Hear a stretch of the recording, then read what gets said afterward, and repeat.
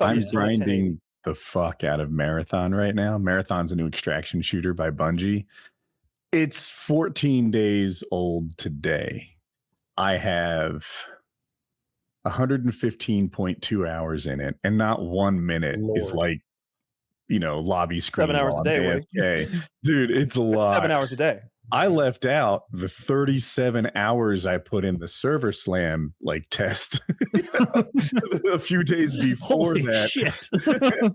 Have you gotten better? You might single-handedly keep the game afloat because everybody's very excited for Marathon to fail and get shut down. There's a lot of negativity about it. I follow that. Yeah. To me, the negativity is fading away. People are I haven't seen it like I did when it first dropped. There were haters coming out of the woodwork, and it's getting blasted by all these people who never played it. On Steam, the reviews are very positive, I think, something like that. I use my friends in my group chat, which is my real life buddies who like to game, but they're fathers and working people. They're just playing at night, and all of them tried Marathon, really didn't like it, and then went back to Arc Raiders. That's the game that they're all still grinding and having fun with. But part of that is the result of a lot of the super online people who play games a lot very rapidly maxed out on Arc Raiders, and they're all right, well, on to the next. But for the regular day-to-day gamer playing after work,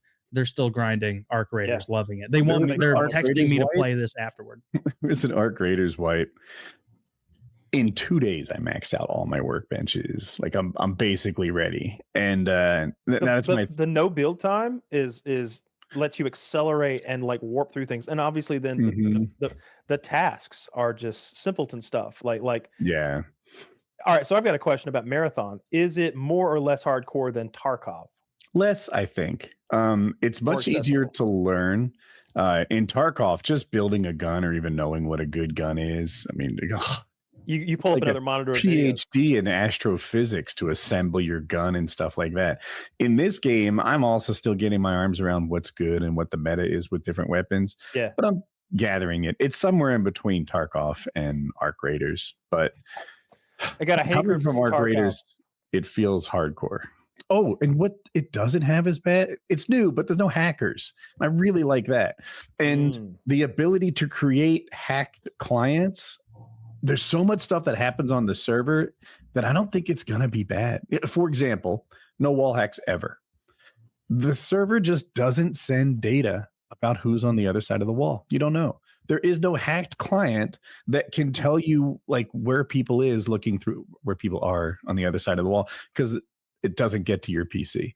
And they did everything they could to handle that. The anti-cheat, I guess, is are there one headshot kill weapons? Yes, there's a sniper I know that can headshot in one kill, which I think is a little OP right now. The time to kill is pretty fast.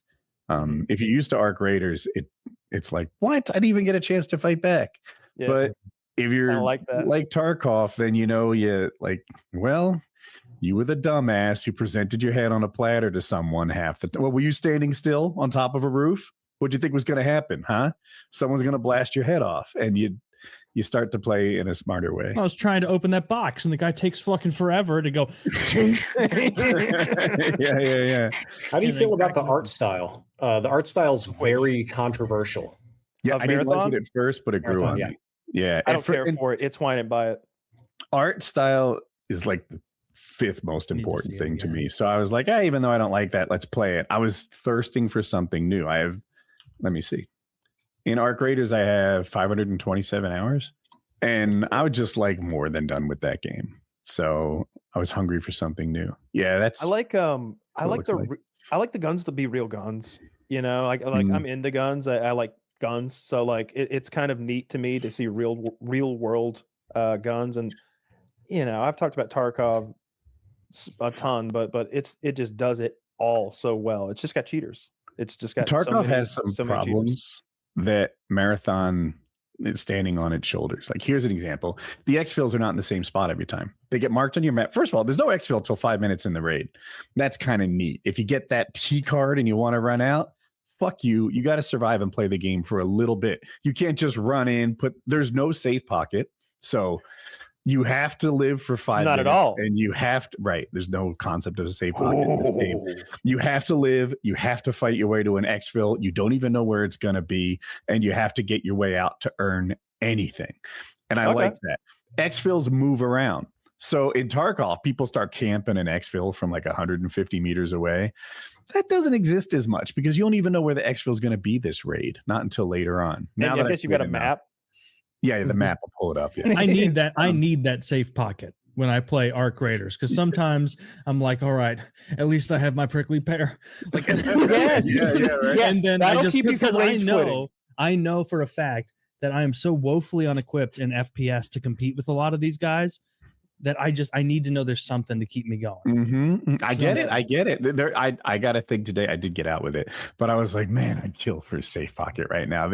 I have 115 hours in my game, and this is the 4th time I found one of these, and I need 3 more after this. Like, it's really big to me. I was trying to think of the other mechanics. I love that there's really they kind of you can't give things to your friend, or if you can, it's just for that raid. So let's say that your shield is crap and I'm like, your rich uncle. I give you that shield, but either you die and we lose it, or you exfil and it comes back to me. Oh. So the whole economy of Chinese hackers, like hacking into the game, getting loot and selling it on eBay doesn't exist. You can't give me stuff that I use for more than a raid. And that's another way that they've kind of combated hacking. It's still tour guide. Why can't the other games do this shit you talked about where they just don't feed information about who's behind the wall? Because you guys have talked about that for Tarkov. It's baked in. It's already part of the pudding. There's no getting it out. There's no going back. The same way like Tarkov is like a 16 hertz game.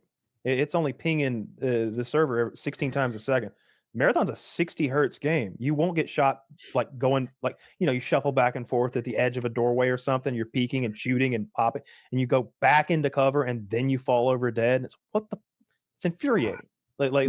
Clearly what he saw on his screen was not what was going on your screen. Like he got some sort of peeking advantage, maybe because he's in Slovakia and he chose a North American server.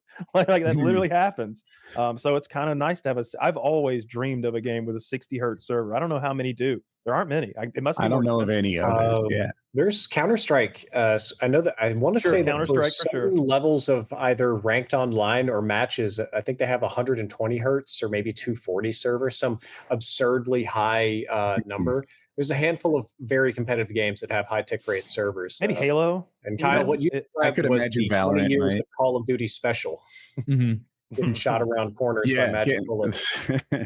So they kind of did a lot to fix exfil camping, although it still exists a little bit.